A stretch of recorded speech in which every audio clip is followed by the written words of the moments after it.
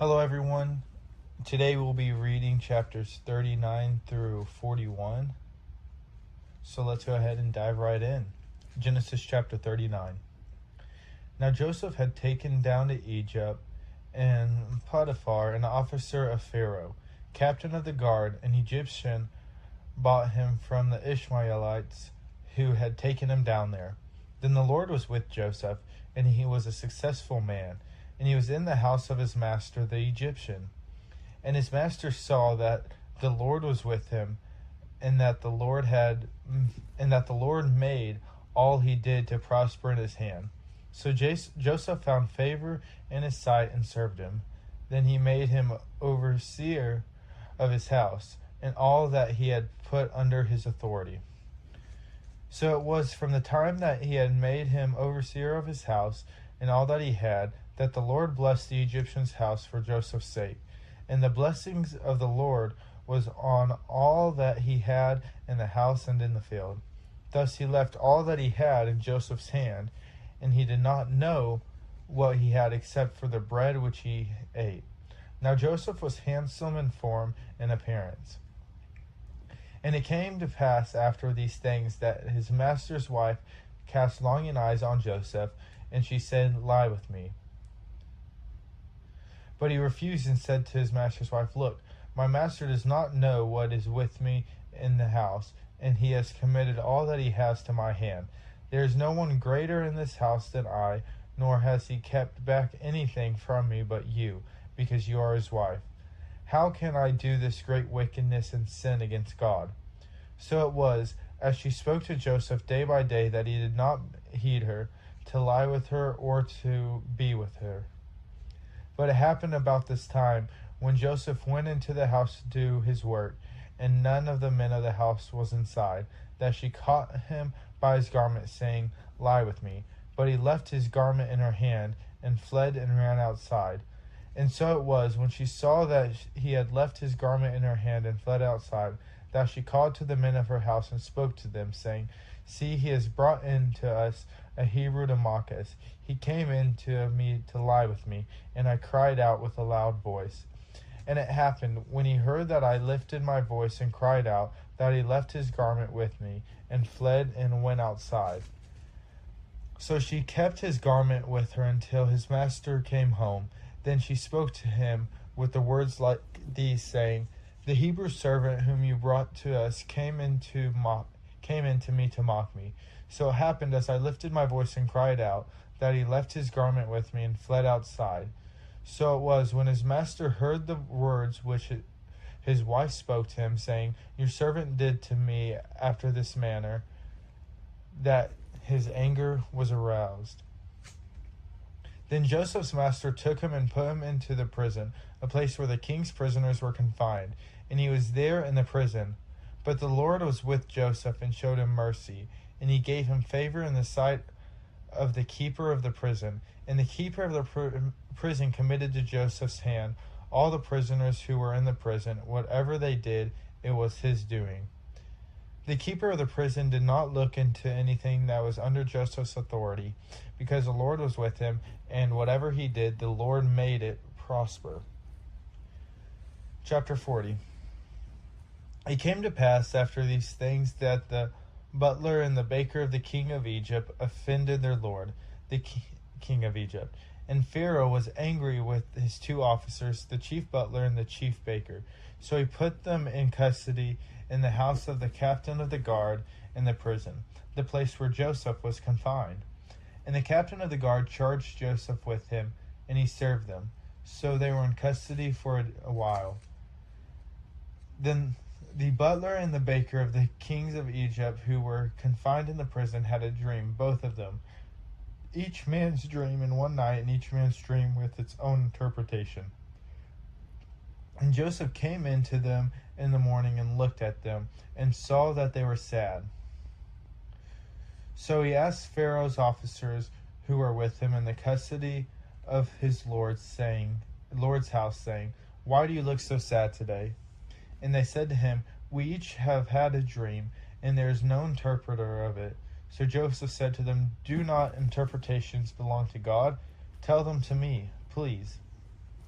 Then the chief butler told his dream to Joseph and said to him, Behold, in my dream a vine was before me, and in the vine were 3 branches. It was as though it budded. Its blossoms shot forth, and its clusters brought forth ripe grapes. Then Pharaoh's cup was in my hand, and I took the grapes and pressed them into Pharaoh's cup, and placed the cup in Pharaoh's hand. And Joseph said to him, This is the interpretation of it. The 3 branches are 3 days. Now within 3 days Pharaoh will lift up your head and restore you to your place. And you will put Pharaoh's cup in his hands according to the former manner when you were his butler. But remember me when it is well with you, and please show kindness to me. Make mention of me to Pharaoh, and get me out of this house. For indeed I was stolen away from the land of the Hebrews, and also I had done nothing here that they should put me into the dungeon. When the chief baker saw that the interpretation was good, he said to Joseph, I also was in my dream, and there were 3 white baskets on my hand. In the uppermost basket were all kinds of baked goods for Pharaoh, and the birds ate them out of the basket of my head. So Joseph answered and said, This is the interpretation of it. The 3 baskets are 3 days. Within 3 days Pharaoh will lift off your head from you and hang you on a tree, and the birds will eat your flesh from you. Now it came to pass on the 3rd day, which was Pharaoh's birthday, that he made a feast for all his servants, and he lifted up the head of the chief butler and all of the chief's baker among his servants. Then he restored the chief butler to his butlership again, and he placed the cup in Pharaoh's hand. Then he hanged the chief baker, as Joseph had interpreted to them. Yet the chief butler did not remember Joseph, but forgot him. Chapter 41. Then it came to pass at the end of 2 full years that Pharaoh had a dream, and behold, he stood by the river. Suddenly there came up out of the river 7 cows, fine-looking and fat, and they fed in the meadow. Then behold, 7 other cows came up after them out of the river, ugly and gaunt, and stood by the other cows of the banks of the river. And the ugly and gaunt cows ate up the 7 fine-looking and fat cows. So Pharaoh awoke. He slept and dreamed a second time, and suddenly 7 heads of grain came up on one stalk, plump and good. And behold, 7 thin heads, blighted by the east wind, sprang up after them. And the 7 thin heads devoured the 7 plump and full heads. So Pharaoh awoke, and indeed it was a dream. Now it came to pass in the morning that his spirit was troubled, and he sent and called for all the magicians of Egypt and all its wise men. And Pharaoh told them his dreams, but there was no one who could interpret them for Pharaoh. Then the chief butler spoke to Pharaoh, saying, I remember my faults this day, when Pharaoh was angry with his servants and put me in custody in the house of the captain of the guard, both me and the chief baker. We each had a dream, and one night he and I, each of us, dreamed according to the interpretation of his own dream. Now there was a young Hebrew man with us, a servant of the captain of the guard, and we told him, and he interpreted our dreams for us. To each man he interpreted according to his own dream. And it came to pass, just as he interpreted for us, so it happened. He restored me in my office, and he hanged him. Then Pharaoh sent and called Joseph, and they brought him quickly out of the dungeon, and he shaved, changing his clothes, and came to Pharaoh. And Pharaoh said to Joseph, I have had a dream, and there is no one who can interpret it. But I have heard it said to you that you can understand a dream to interpret it. So Joseph answered Pharaoh, saying, It is not in me. God will give Pharaoh an answer of peace. Then Pharaoh said to Joseph, Behold, in my dream, I stood on the bank of the river. Suddenly 7 cows came up out of the river, fine-looking and fat, and they fed in the meadow. Then behold, 7 other cows came up after them, poor and very ugly and gaunt, such ugliness as I have never seen in all the land of Egypt. And the gaunt and ugly cows ate up the first 7, the fat cows. When they had eaten them up, no one would have known that they had eaten them, for they were just as ugly as at the beginning. So I woke. I also saw in my dream, and suddenly 7 heads came up on one stalk, full and good. Then behold, 7 heads withered thin and blighted by the east wind sprang up after them, and in the thin heads devoured the 7 good heads. So I told this to the magicians, but there is no one who could explain it to me. Then Joseph said to Pharaoh, the dreams of Pharaoh are one. God has shown Pharaoh what he is about to do. And the 7 good cows are 7 years, and the 7 good heads are 7 years. The dreams are one. And in the 7 thin and ugly cows which came up after them are 7 years, and the 7 empty heads blighted by the east wind are 7 years of famine. This is the thing which I have spoken to Pharaoh. God has shown Pharaoh what he is about to do. Indeed, 7 years of great plenty will come throughout all of the land of Egypt, but after them 7 years of famine will arise, and all the plenty will be forgotten in the land of Egypt, and the famine will deplete the land. So the plenty will not be known in the land because of the famine following, for it will be very severe.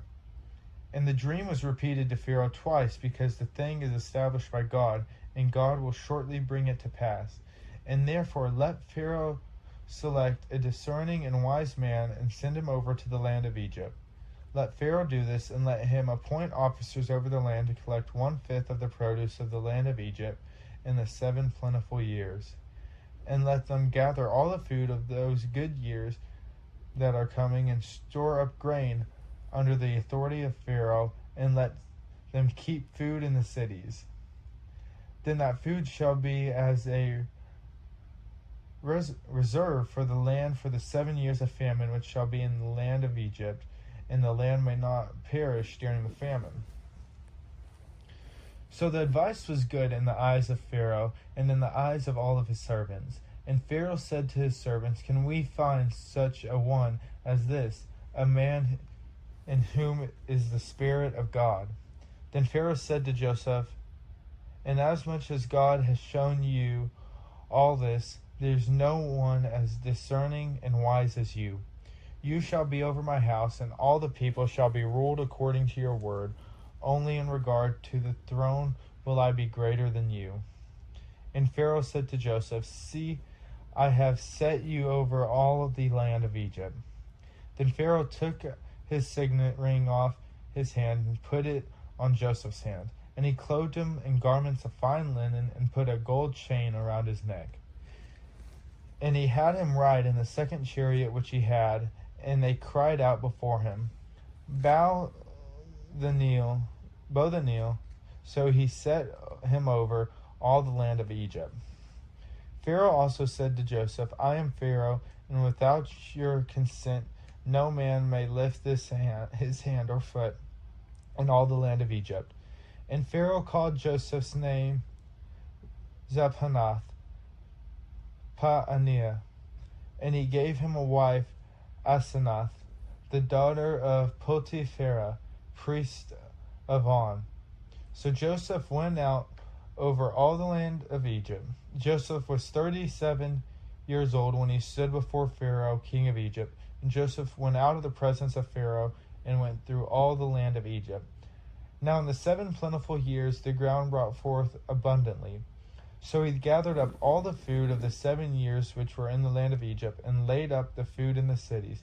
He laid up in every city the food of the fields which surrounded them. And Joseph gathered very much grain as the sand of the sea, until he stopped counting, for it was immeasurable.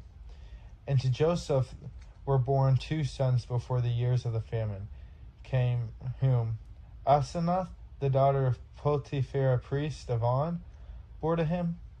Joseph called the name of the firstborn Manasseh, for God has made me forgetful of my toil and all my father's house.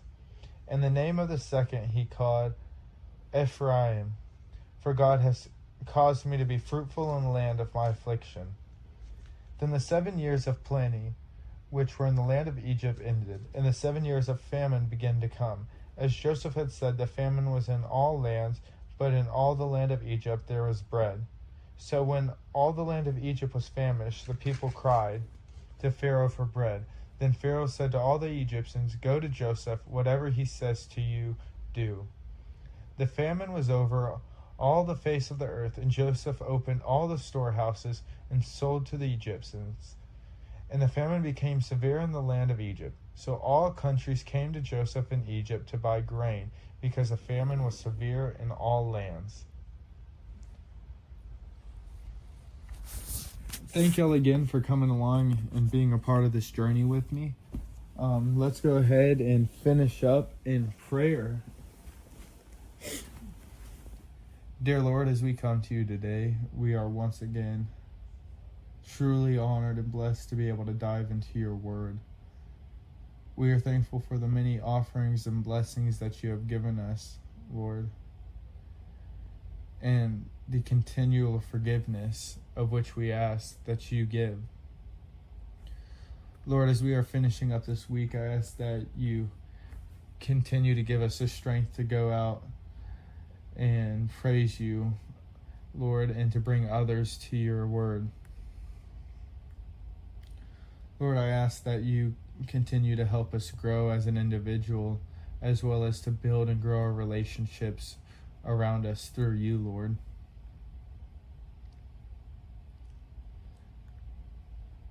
Lord, I ask for healing for all those who need it.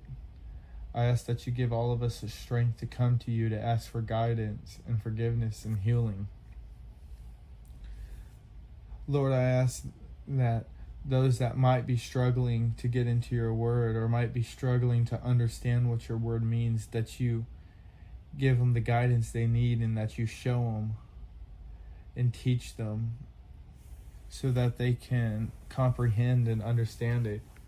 Because I know there's been more than plenty of times where I haven't understood some of your word, Lord. But as I come to you and I ask for clarification, you give it to me. Lord, there's just so much for us to be thankful for, and I'm beyond blessed to be able to have this opportunity. And I ask that you give all of us the strength to continue on with it. In your name we pray, amen. Thank you all again for coming along, and I will see y'all again tomorrow.